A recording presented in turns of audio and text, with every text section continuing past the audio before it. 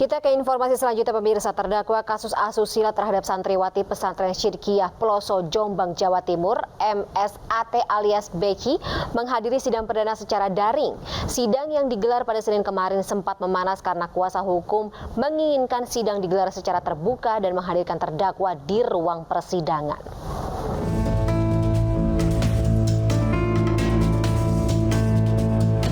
Sidang perdana perkara dugaan asusila terhadap santriwati Pondok Pesantren Syidikiyah Peloso, Jombang, Jawa Timur dengan terdakwa MSAT alias Beki digelar di ruang Cakra Pengadilan Negeri Surabaya. Sidang digelar tertutup dan dikawal ketat personel kepolisian Polrestabes Surabaya. Dalam sidang ini, terdakwa Beki dihadirkan secara daring dari Rutan Kelas 1 Medaeng. Dalam dakwaannya, penuntut umum yang dipimpin langsung oleh Kepala Kejaksaan Tinggi Jawa Timur menjerat terdakwa dengan pasal berlapis, yakni pemerkosaan dan pencabulan dengan ancaman hukuman 7 tahun dan 9 tahun penjara.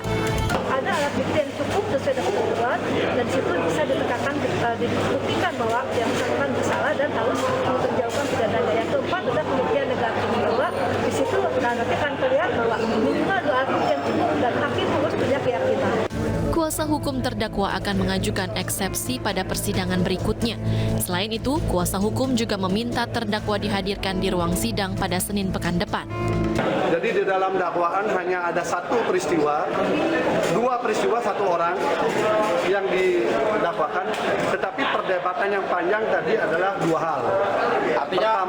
Perdebatan pertama soal kenapa online tanpa pemberitahuan kepada kami. Kami berharap terdakwa, saksi semua dihadirkan. Tertutup. Kita aja berkerumun begini nggak apa-apa. Kenapa mencari keadilan tidak berani? Sementara pendamping korban keberatan jika sidang dilaksanakan secara offline dengan pertimbangan psikologis korban. Persidangan secara daring ini juga mendapat dukungan dari sejumlah pihak. Selain psikologis korban, alasan keamanan juga menjadi pertimbangan. Korban dalam kekerasan seksual itu nggak sama dengan korban pada kejahatan yang lain-lain seperti pencurian misalnya. Barangnya hilang, ketahuan pencurinya di sidang, dia bisa santai ngasih keterangan. Tapi kalau kekerasan seksual itu lain. Pertama, dia secara psikis pasti punya tekanan. Nah, itu yang kemudian online itu menjadi salah satu alternatif yang menurut saya lebih baik daripada offline. Sebelumnya, kasus yang menyeret putra pengasuh Pondok Pesantren Syidikiyah Peloso ini menemui jalan terjal sebelum berlabuh di pengadilan. Beki kerap licin saat ditangkap, karena sejak korban melaporkan pada tahun 2019, ia baru menyerahkan diri pada 7 Juli lalu.